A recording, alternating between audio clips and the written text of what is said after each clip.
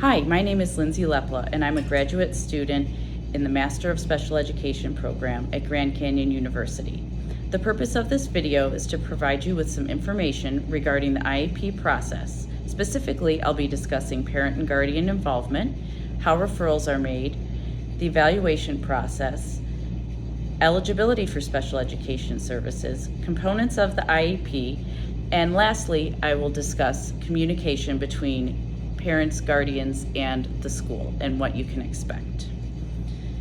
All right, let's start with parent, guardian, and student involvement in the IEP process. Parents and guardians are involved every step of the way in the IEP process. Their consent is required to even initiate an evaluation on a child, and they are invited to attend all IEP meetings for their child. If any changes are ever proposed to the IEP, the parent is always notified of the request to those for changes and then invited to a meeting to discuss that. If a parent disagrees with an IEP or a proposed placement, they should first try to work out agreement with the IEP team. But if they still disagree, they can continue on to use their due process rights, which include mediation and resolution meetings. If an annual review is held and a parent disagrees, they can also do so and look for an independent evaluation to be completed. In the meantime, your child will still continue to receive special education services that were previously agreed upon from the previous year. Requests for independent evaluations must be completed in writing to the school, something to keep in mind. The referral process can be initiated by parents, guardians, or by the school. Once a referral is made, a meeting will be scheduled and the IEP team will be present at this meeting, including the parents and guardians. At this meeting, the reason for the referral will be discussed and evaluation plans will be set up. An IEP case manager, which is generally the intervention specialist, will move forward with setting up those evaluations and coordinating for them to get done. Once that's done, the evaluations might include a psychological evaluation, psychosocial evaluation, interviews, classroom observations, a functional behavior assessment, or evaluations for speech, physical therapy, etc.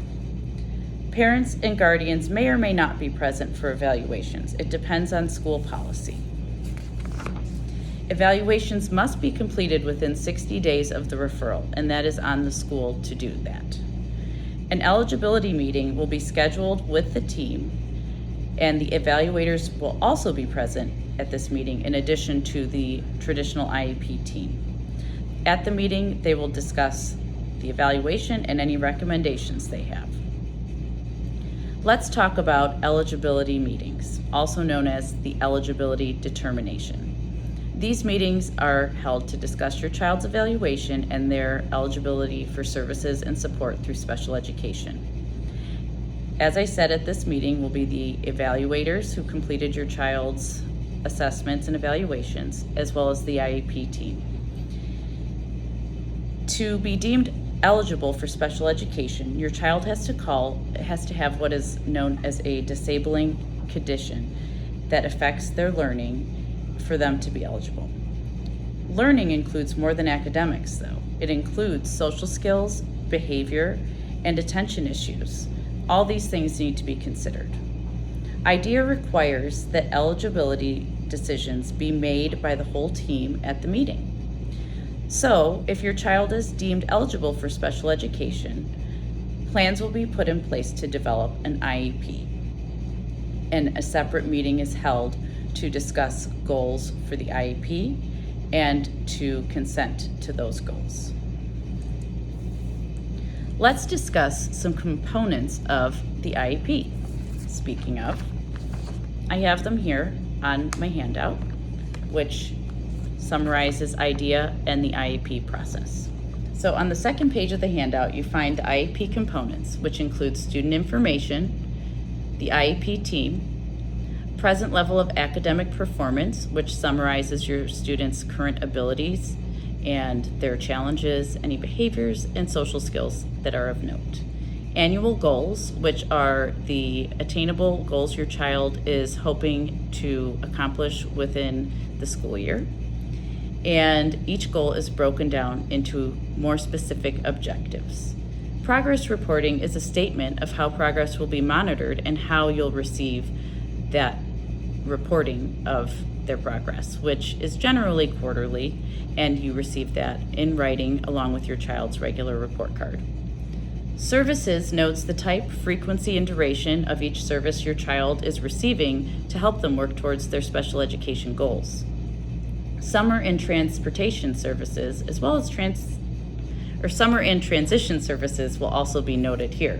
Transportation services are noted in the supplementary aids and services section. Also in that section would be any accommodations, modifications, and assistive technology that your child will receive. Participation notes how and to what extent your child will participate in the general education classroom setting, and as well as whether or not they will participate in state testing.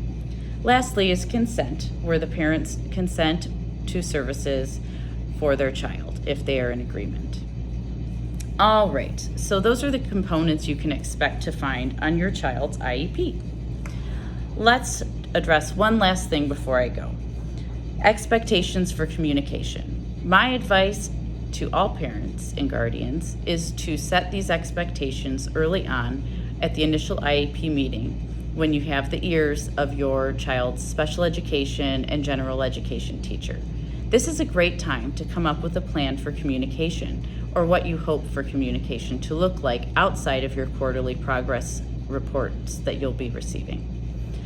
You should generally ask for something specific, such as a weekly email or a daily note, or perhaps a note on a chart can be developed. Sometimes there'll be a whole week chart that's developed to document behaviors or participation. So these are just some ideas that you can discuss with your child's special education and general education teachers to determine who's going to be responsible for getting that communication to you and what you can expect. Because as long as everyone has realistic expectations, it really helps the process continue to run smoothly. And the more informed you are as a parent, the less likely you are to be taken by surprise at a meeting or to be out of the loop on things that are happening with your child in school. It's important that you know if progress is happening towards your child's goals, and if it's not, then you have the right to ask for a meeting to discuss maybe some different interventions that might be more helpful to your child. So that's what you can expect regarding communication. I'm happy that you were joining me today and that I was able to share some of this information with you. I hope I was able to help you with understanding the IEP process and special education in general. Thank you.